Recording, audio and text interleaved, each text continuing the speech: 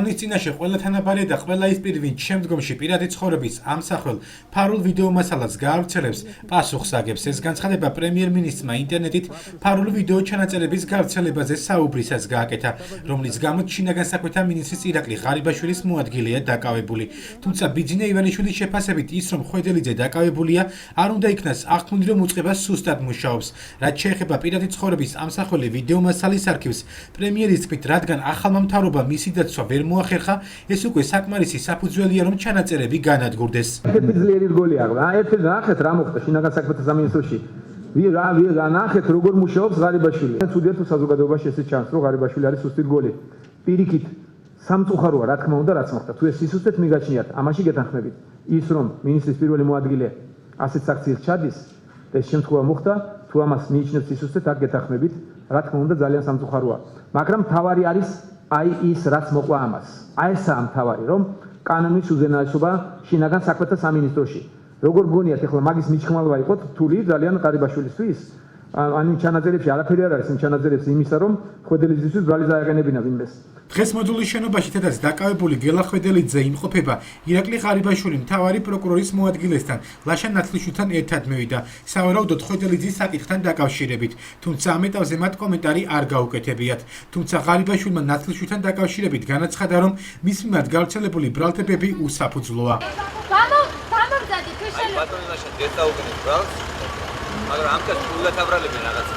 არ შუაში არის ბატონო ლაშა. ორი სიტყვა შეიძლება, ორი სიტყვა. ლაშა ერთ-ერთი თავი ორგანიზატორი ამ საკითხის გახსნა. ეს არ ვისაუბროთ, თუ შეიძლება. გეხვეწებით ბატონო ირაკლი ორი სიტყვა გითხარ.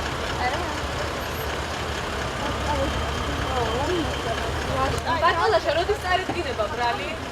ნათლიშვილის ბრალეულობას კატეგორიულად გამორიცხავს პრემიერ-მინისტრიც.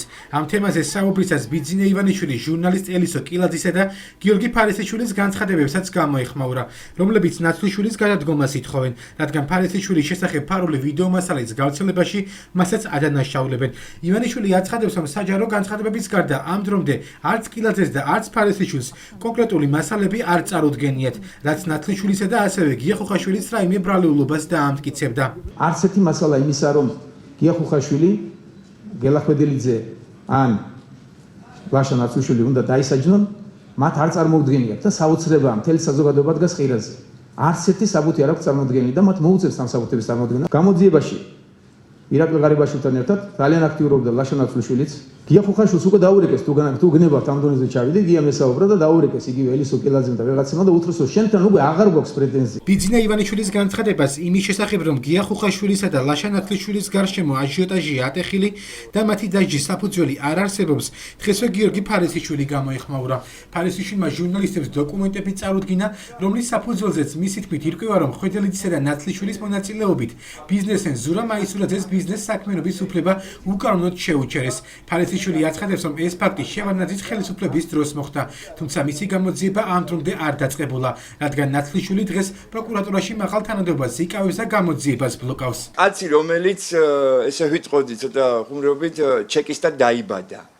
როგორ შეიძლებოდა ჩემი შანტაჟის ხორბლი ყოფილიყო. მაგრამ დღეს მე ამ დოკუმენტაციით დავამტკიცე, არა მარტო ზეპირი საუბრით, დოკუმენტაციით დავამტკიცე, რომ დაიწყოს გამოძიება ამ ყველაფერზე და დაერქვას ყველაფერს თავის სახელი. ბატონი პრემიერი ჩაუდგეს ამას ყველაფერს სათავეში და კარგად ნახოს აი ეს გამოიძიოს ეს წერილი, რომელსაც მას მისწერა ამ ბიზნესმენმა და რომელიც ითხოვს ამდენი წელია მისი საქმის გამოძიებას და იგი ვერ ღებულობს შედეგს, იმიტომ რომ დღესაც ხელისუფლებაში იმყოფება ლაშა ნათლიშვილი. გაზეთ ქრონიკა პლუსის მთავარი რედაქტორი ელისო კილაძე კი პრემიერის გარემოცვას მის შესახებ დეზინფორმაციის გავრცელებაში ადანაშაულებს.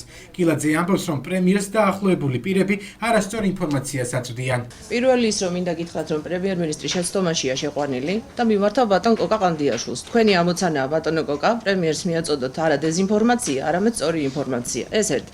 მეორე, პრემიერ-მინისტრმა გააკეთა განცხადება, რომ მე თითქოს და დავურეკე გია ხუხაშვილს და ვუთხარი, რომ ის არაფერ შუაში არ არის, ეს არის ტყუილი.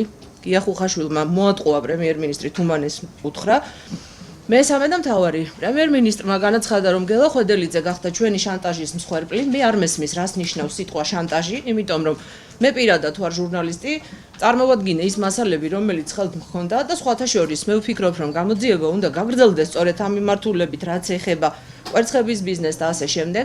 პირადი ცხოვრების ამსახველი ვიდეო მასალის გავრცელების ფაქტზე შინაგან საქმეთა მინისტრის მოადგილე გელა ხვედელიძე 2 დღის წინ დააკავეს. მას 157 მუხლის მეორე ნაწილით წაუყენეს ბრალი, რაც პირადი საიდუმლოების ხელყოფას გულისხმობს. ხვედელიძის საქმეზე სასამართლო ხვალ იმსჯელებს, როგორც თბილისის საქალაქო სასამართლოში განაცხადეს, პროკურატურა აღკვეთი ღონისძიების სახით მისთვის პატიმრობას ითხოვს.